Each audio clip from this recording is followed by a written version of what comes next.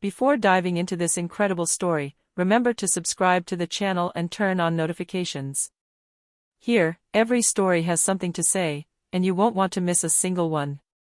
The town of Brookside, renowned for its cobbled streets and charming cafes, concealed a strict social hierarchy behind its peaceful facade. In its shops and shopping centers, the local elite strutted about, discreetly assessing those who dared to cross their thresholds. That morning, Emily Parker, a 19-year-old black woman, was getting ready for a seemingly insignificant but important errand. She needed to buy a special notebook for her art classes at university. Emily wasn't like the others. Born with a congenital leg deformity, she walked with a thin but sturdy cane. Her gait was slow but deliberate, and she always carried her composure and dignity with quiet strength. Upon entering Harrison & Company's supermarket, she was struck by the splendor of the place. The impeccably organized aisles, the tastefully decorated windows, and the classical music playing in the background created an almost intimidatingly luxurious atmosphere. Yet, Emily felt confident. She knew she had the right to be there, just like any other customer. Behind the counter stood Margaret Whitmore, a white woman in her 40s with perfectly styled blonde hair and an impeccable suit. Margaret wasn't just wealthy, she was arrogant, used to everyone bowing down to her. Her gaze fell on Emily the moment she walked through the door, and her lips curled into a cruel smile. "Oh, look at this," she murmured to the cashier beside her, loud enough for other customers to hear. "A girl, disabled, and black, in my store. Interesting." Emily felt a shiver run down her spine. She knew Margaret was mocking her, but she forced herself forward, head held high, trying to ignore the obvious contempt in the woman's eyes. Margaret, however, did not stop there. She stepped towards Emily, her heels echoing on the tiles like thunder. With a theatrical gesture, she pointed at Emily's cane and burst into a dry, acidic laugh. "And this is supposed to be normal? Really? You dare to come in here with that?" The store fell silent. All the customers felt the tension, some blushing for Emily, others uncomfortable with Margaret's verbal abuse. Emily felt shame rising, but she remembered her mother's words. "Your dignity is stronger than their arrogance. Stay true to yourself, even when they try to break you." As she breathed deeply to maintain her composure, a soft murmur of admiration and support arose from among the customers. But Margaret, blinded by her arrogance, noticed nothing. That day, in that luxury supermarket, Margaret's arrogance and racism would meet Emily Parker's silent but powerful dignity, and that encounter would change the course of both their lives. Emily moved slowly between the aisles, her cane clicking softly on the tiled floor. Each step required a conscious effort, but she refused to let her condition dictate her dignity. Her goal was simple: to buy a notebook for her art class and leave the store. But Margaret Whitmore, still standing behind her counter, had other plans. She moved closer, her heels clicking sharply and disdainfully. The customers around her averted their eyes, some uncomfortable, others fascinated by the scene. "Excuse me," Margaret said mockingly, "but are you sure you're in the right place? Perhaps you should stay at home." Emily felt a mixture of anger and sadness. The words were cruel, humiliating. Yet she didn't want to cry, not in front of this woman. She took a deep breath, gripping her cane firmly, and replied with a calmness that contrasted sharply with Margaret's arrogance. "I'm here to buy something, ma'am. Like everyone else." Margaret sneered, tilting her head slightly as if to better size her up. "Like everyone else? Really? With this?" She pointed to Emily's cane, her fingers trembling almost with pleasure at the thought of further humiliating her. The customers held their breath. Emily felt a flush rising to her cheeks, but she remained motionless, upright, her gaze fixed on Margaret. At that moment, Emily remembered her mother's words, which had been etched in her mind forever. "True strength isn't always visible. It's felt in the way you stand when they try to bring you down." The silence that followed was almost deafening. The other customers murmured amongst themselves, some casting worried glances at Margaret, others at Emily. But Margaret, intoxicated by her apparent power, noticed nothing. Just as Emily was about to turn away and continue shopping, Margaret launched one last barb, more venomous than the previous ones. You know, sometimes some people would be better off never leaving their homes. Emily clenched her jaw, knowing this humiliation would mark the day. But something inside her refused to give in. She knew her dignity was worth more than Margaret's insults, and she was ready to show that courage and resilience could overcome arrogance. In the tense atmosphere, the fate of Margaret and Emily had just been sealed, a confrontation that would not be forgotten, and whose lesson would be bitter for the former. Emily moved slightly away from the counter, trying to stay focused on her goal, finding the notebook for her art class. Each step on her fragile legs and with her cane required an effort, but she moved forward with quiet determination. Margaret Whitmore, however, was not finished. She followed Emily a few steps behind, her heels clicking like a warning. "I still don't understand why you're here. Do you really think you deserve to shop at this store?" Emily stopped, placed her hand on her cane for support, and turned to Margaret. Her eyes shone with a strength that Margaret had not anticipated. "Ms. Whitmore," Emily said in a clear, calm voice, "I deserve exactly the same things as you. Respect, choice, and dignity. You can't take them away from me with your words."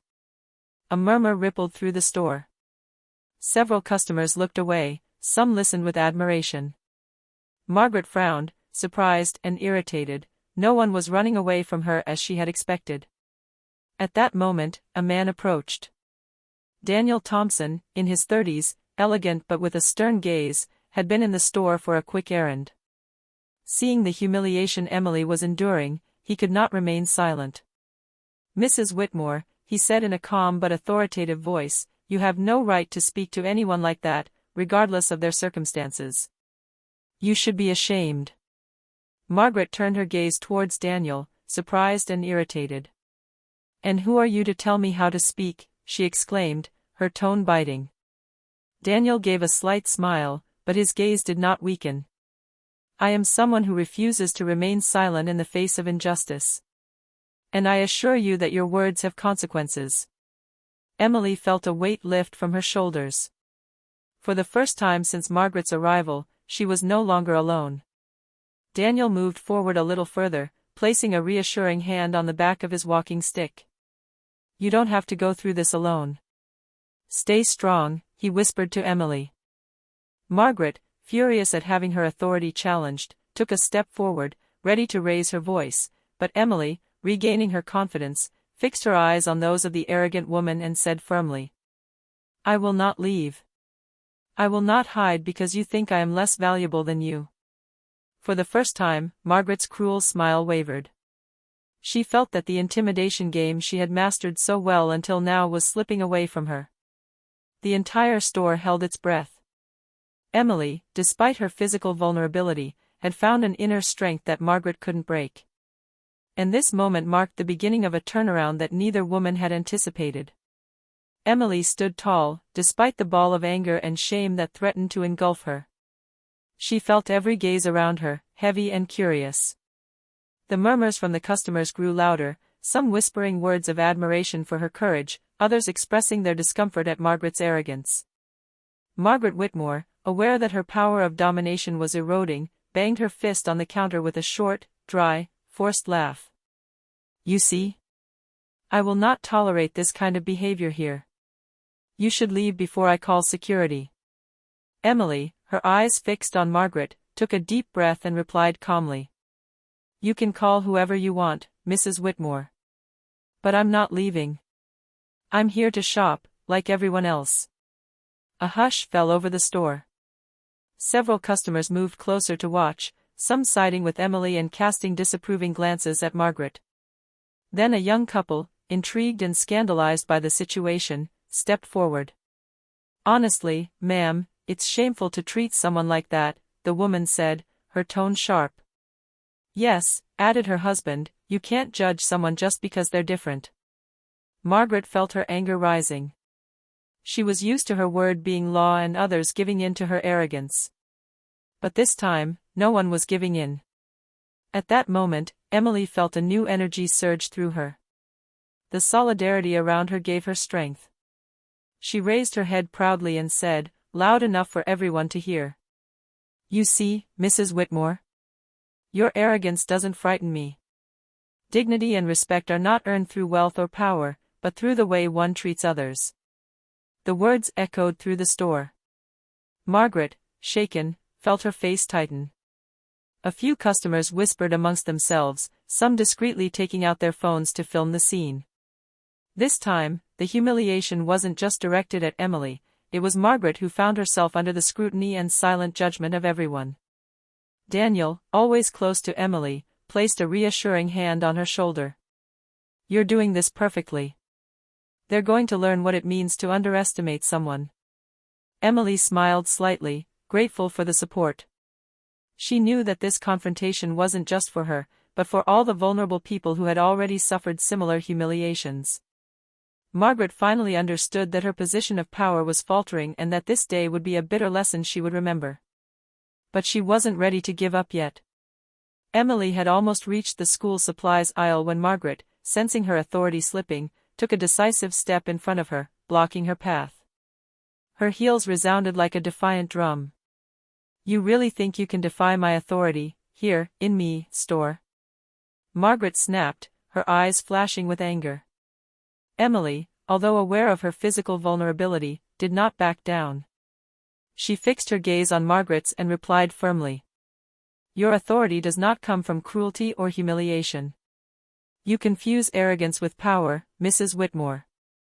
But that is not how you will command respect. Margaret burst out laughing, a dry, nervous, and cruel laugh all at once. Respect? You don't deserve respect. You are different. Weak. I cannot tolerate you being here defying me. Emily felt her blood boil, but she remained calm. She knew that any overreaction would play into Margaret's hands. She took a deep breath and said, You can treat me however you want, but your words don't affect me. You're the only one who loses your dignity by despising me. At that moment, several customers approached, some placing protective hands in front of Emily, others discreetly taking out their phones to record the scene. The tension rose a notch. Margaret felt their stares upon her, the critical murmurs and silent judgments weighing her down. It was then that Daniel, who had been standing back until then, stepped forward in turn. Ms. Whitmore, your behavior is unacceptable. You humiliated a young woman for no reason, in front of everyone. You will have to answer for this. Margaret turned towards him, furious. And you think you can tell me what to do? Who do you think you are to intervene? Daniel did not respond with anger. His calm was more intimidating than any shout. I am someone who knows how to recognize injustice. And I will not remain silent when someone is humiliated. You can continue if you want, but know that everyone here is judging you. Emily felt a wave of relief. For the first time, she was no longer alone. Her courage, combined with Daniel's support and the attention of the other customers, was beginning to shake Margaret. But Margaret, still proud and arrogant, wasn't about to give in. She took a deep breath, and, with a forced smile, declared. You think you can win this battle with words and looks? You'll see what I can do when I decide someone doesn't belong here. Margaret's threatening tone suggested that the conflict was not over. Emily knew that this moment would be decisive, either she would crumble under the pressure, or she would display a strength that would surprise Margaret and all the witnesses. Emily felt her heart pounding in her chest. Every word Margaret said landed like a blow, but she held firm, her gaze unwavering. The shoppers began to murmur, some visibly shocked by Margaret's arrogance, others pulling out their phones to capture the scene.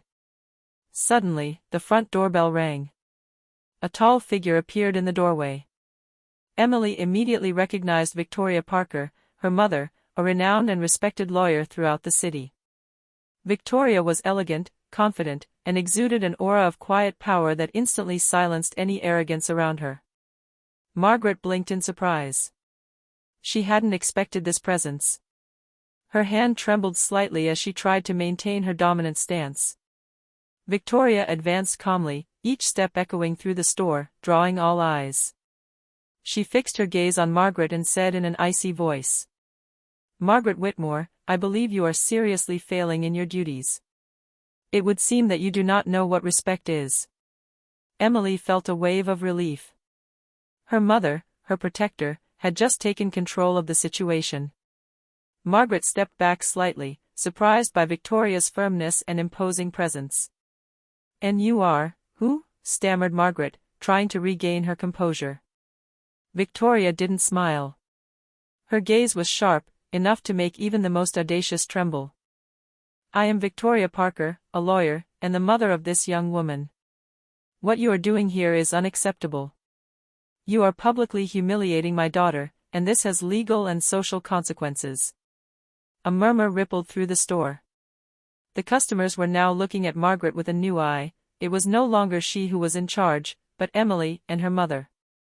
Daniel, who had until then supported Emily, nodded discreetly, acknowledging Victoria's power. "You see, Mrs. Whitmore," said Victoria calmly but firmly, "you have been too arrogant and ignorant. But it is never too late to learn to respect others." Margaret felt her arrogance begin to crack. She stiffened, aware that her reputation was at stake. The murmurs of the customers, the filming phones, and Victoria's presence formed an invisible but powerful wall against her behavior. Emily, squeezing her mother's hand, felt a new strength wash over her. For the first time, she felt protected, understood, and supported. That day, in that luxurious store, Margaret Whitmore's arrogance would encounter not only Emily's dignity, but also Victoria Parker's implacable power. And the lesson that awaited Margaret would be bitter and unforgettable. Margaret Whitmore stepped back, her lips pursed and her forced smile vanishing. Victoria Parker's presence and the visible support of the customers had completely turned the tables. The arrogance she had thought invincible crumbled under the weight of indignant stares and whispers. Victoria took a few steps forward, placing a reassuring hand on Emily's shoulder. "You have been humiliated here, Emily, but you have maintained your dignity. Margaret, it is time you understood that your words and actions have consequences." At that moment, a store employee approached timidly. "Mrs. Whitmore. I think you should, calm down before this goes too far," he said, his voice betraying fear and discomfort. Margaret frowned, but understood that her authority was completely undermined. A few customers approached, some whispering that they planned never to return to this store as long as Margaret worked there. Others pulled out their phones, ready to share the scene on social media. Daniel, still standing next to Emily, crossed his arms and stared at Margaret. "Now you see that arrogance and racism cannot stand up to justice and courage. You have witnessed what it means to underestimate someone." Emily took a deep breath, feeling the weight of humiliation lift. She finally spoke, stronger than ever. "Mrs. Whitmore, I am different, yes. But my worth does not depend on your opinion or your wealth. Today, you have learned a lesson you will never forget." Margaret lowered her eyes, unable to reply. For the first time, she felt vulnerable and ashamed, aware that her actions had been observed and judged by everyone. Victoria, feeling that the lesson needed to be complete, took out her phone and made a quick call to a lawyer friend specializing in civil rights to report the incident and ensure that everything was properly documented. "It's time this was taken seriously," Victoria whispered to Emily. Margaret's gaze wavered as she saw the collective force forming against her, the law, the witnesses, the community, and Emily's dignity. That day, in Harrison and Company's store, arrogance had met its first real resistance. And Emily, alongside her mother and Daniel, felt that something new had just been born, the strength of resilience and justice. No sooner had Margaret lowered her eyes than several customers, armed with their phones, began filming the scene. The murmurs turned into exclamations of support for Emily, and phrases like, "Look how she maintains her dignity," or, "It's shameful what she's doing to that young woman," were walking around the store. Victoria, calm and methodical, placed her hand on Emily's shoulder and said, "Don't worry, all of this will work in your favor. The truth always comes out, especially when it is defended with courage." Margaret, aware that her behavior had just been captured on video by several witnesses, felt her world crumble. She tried to regain her composure, but every forced smile and every word she uttered seemed ridiculous and pointless. It's not what it seems," stammered Margaret, trying to change the subject. But it was too late. The videos were already being shared on social media, quickly reaching the residents of Brookside. Notifications and messages flooded Margaret's personal and professional accounts. Friends, colleagues, neighbors, all reacted with shock and outrage. Emily, although still trembling, felt light. Every supportive look, every encouraging message reinforced her conviction, she was not alone and social justice could prevail. Daniel murmured in turn. You see? Even the powerful are not invincible. They fall in the face of truth and courage. Some customers, inspired by the scene, decided to intervene directly with Margaret. You should apologize immediately, said one of them. Yes, it's unacceptable to treat someone like that, added another customer. Margaret, red with shame, tried to escape behind the counter, but Victoria stepped forward quietly and said in an icy voice. No, Margaret. You will face what you have done. It is time to admit your wrongdoing. Emily sensed victory taking shape, not through arrogance, but through justice and the support of her community. The video, the testimonies, and her mother's intervention had transformed this moment of personal shame into a public event, revealing Margaret's arrogance and racism to everyone. For the first time, Margaret understood that her words and actions were not isolated incidents, they had social and legal consequences. And Emily, calm and dignified, finally saw the fruits of her resistance and courage. The days that followed were a real turning point for Margaret Whitmore. The video of her humiliating behavior towards Emily Parker had circulated throughout Brookside. On social media, residents condemned her actions, and even some regular customers of the store began to boycott Harrison and Company. Meanwhile, Emily gradually regained her composure and confidence. Every supportive comment, every thank you message from strangers who had seen the video, strengthened her. She was no longer just a victim, she was becoming a symbol of dignity and resilience. Victoria Parker, who remained by her side, decided to take things further. She contacted a civil rights lawyer to formally file a complaint against Margaret and the company for harassment and discrimination. Emily, Victoria said, placing a hand on her shoulder, you have shown incredible courage. Now we will make sure that justice is served, not only for you, but for all those who suffer this kind of injustice. Margaret, for her part, saw her reputation rapidly crumble. Her colleagues began to whisper behind her back, and her closest friends hesitated to support her. Even her family felt ashamed of her behavior. Clients who had previously respected her for her wealth and status turned away from her, now refusing to cross the threshold of Harrison and Company. One morning, as she arrived at the store, Margaret received a summons from Victoria's lawyer. Her heart was pounding. For the first time, she realized that her actions had tangible, legal, and irreversible consequences. Emily, aware of the weight of this situation, remained humble but proud. I never wanted to humiliate anyone, she told her mother, I just wanted to show that no one has the right to put me down. Victoria smiled. And that's exactly what you did. Your strength transformed this humiliation into a powerful example. Margaret will learn the hard way that arrogance and racism never pay off. Thus, the fight of a few minutes in an ordinary supermarket was transformed into a symbolic victory for justice and dignity, and Emily, strong and courageous, became a role model for all those who had already been humiliated for their difference. A few weeks after the incident, the affair had taken on unexpected proportions. The video of Emily being humiliated by Margaret had been shared by hundreds of Brookside residents and picked up by local media. Journalists began contacting Harrison and Company, asking questions about Margaret's behavior. The store owner was forced to publicly acknowledge her employees' actions and issue a formal apology. Margaret Whitmore, once proud and invincible, was forced to stand before the press and answer questions. I regret what happened, she said in a trembling voice, unable to hide her shame. I should never have humiliated anyone. Her words rang false to most viewers and readers. The entire town now knew that her arrogance and racism were no longer going unnoticed. The store employees, once intimidated by Margaret, began to be firmer and more demanding of her, and several loyal customers canceled their subscriptions and orders.